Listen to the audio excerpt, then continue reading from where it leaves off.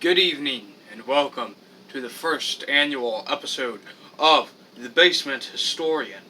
Today's video is going to be talking about probably one of the most lethal, most terrifying, and possibly oldest American weapons, and one of the oldest weapons in the world.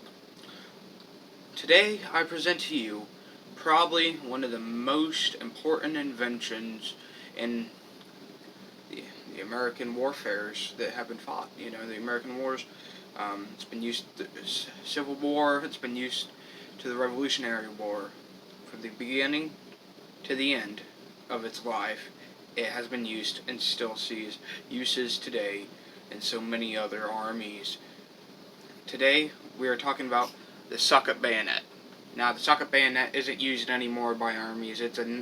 Nowadays, it's a knife with a special mechanism that locks onto your gun.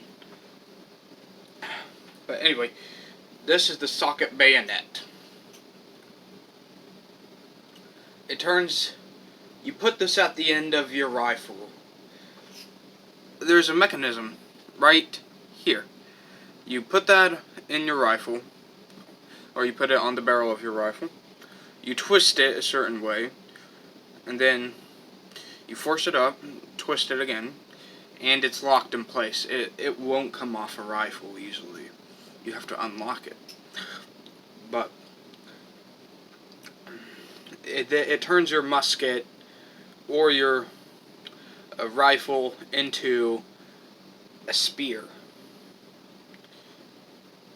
And plus, when they actually started to put a blade on this, and it wasn't a dagger they attached to your rifle blade, or it wasn't just a dagger that attached to your rifle, it was those ones that actually did have a cutting edge could reach about 20 inches long. They're very long, thus turning it into a short sword rather than a spear. Sorry. Anyways, now we're going to go over the first beginning of this weapon. So, the beginning of the weapon can be traced back to one of the French cities, I think was called Bayonne, or it was something that sounded like bayonet. But it's French, and it was basically a dagger that you would shove down into the barrel, not on the exterior of the barrel. It wouldn't go around the barrel. It would shove right into the barrel, and it would just, it'd basically be a dagger. It'd be a spear, just like I've said. You know, thrust into your enemy. But the French town was also known for its fine silverware. Some of the most gorgeous silverware, and also the best pieces were made in that town.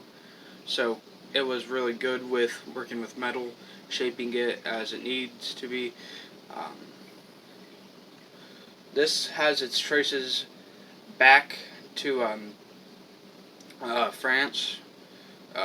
They used it a lot in battle. It soon saw uses in the British, German, and so many other armies around Europe.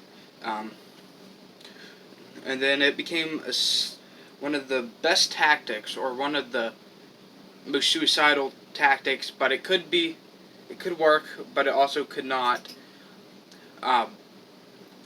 This was used a lot in the Napoleonic War. This type here would be used a lot. It would be really, really effective, especially when they started making it into a triangular shape. It was like a pyramid. It would stab into you, leaving you with a big, big open gash. It's very long, so you go all the way in. It probably stop right about there. That's enough to reach to your heart. It could probably sever a few bones, possibly a rib. And then, if it was a bladed one, and then then your opponent or the one who stabbed into you could just screech it across the side, opening you up just like you were a box, basically. But this is a really good point. This one is not from those wars, but it didn't really change. Its design didn't change at all, almost. Just for the locking mechanism, just, making it more secure, more better, more um, reliable. But this is a Civil War, American Civil War bayonet. This is a socket bayonet from Civil War. It was found in a farm that bridges West Virginia and Virginia. It is on loan to me right now. I would test it, but I'm not going to risk hurting it. It is an actual replica. This is an actual weapon. I don't think it's been stabbed into anyone, but who knows? It could have been. There's definitely a story to all weapons, and trust me, some of them aren't pretty. But it's just amazing. I love this thing. It is just a fine piece of marksman, or not marksman, but metalworking, forging. It's what people would say it just really shows the craftsmanship of the time. It just shows that they had such a good eye for detail, such precision. This thing's perfect almost. Like, there's very few complications with this. Reliable, easy to build, and effective. Everything an army needs, and cheap. Cheap. It got cheaper as still became more readily available with more businesses and mines opening up. So it became a lot better and a lot easier to get your hands on such weapon and steel to make more of these things, so it became cheaper. You could possibly make one of these out of possibly rebar, pipe, if you want to, forge or weld rebar that's been flattened and given its shape to a pipe and stick it on. Then you got yourself a socket bayonet. Okay, anyways, enough with the historical stuff. Let's talk about the channel's stuff. Now, I can't thank you all enough for almost reaching 100 subscribers. We really, really need to hit 100 subscribers. Yeah, let's try to get 3 likes. That'd be nice.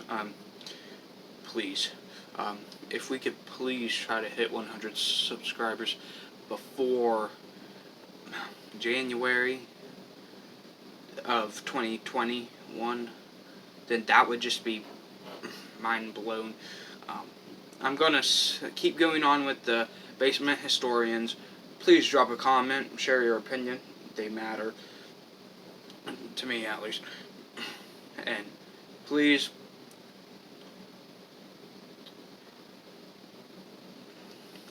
thank you.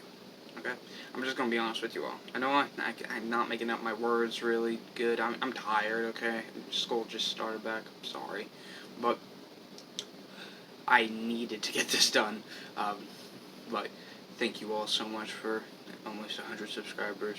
I started this channel 3 years ago. I've seen its progression. I've seen its downfall. I've seen it through almost all of its phases. And let me tell you something. You all are really good at making me feel good. When I look at my subscriber count, I think, 95 people must really like seeing me sit in a chair and talk about history. And that really does make me feel good. That history is not something that's dying. It's not a subject that's completely hated. It's loved still. People still love its stories. Some of it's bad, I agree, okay? The Nazis, terrible. Confederates, terrible.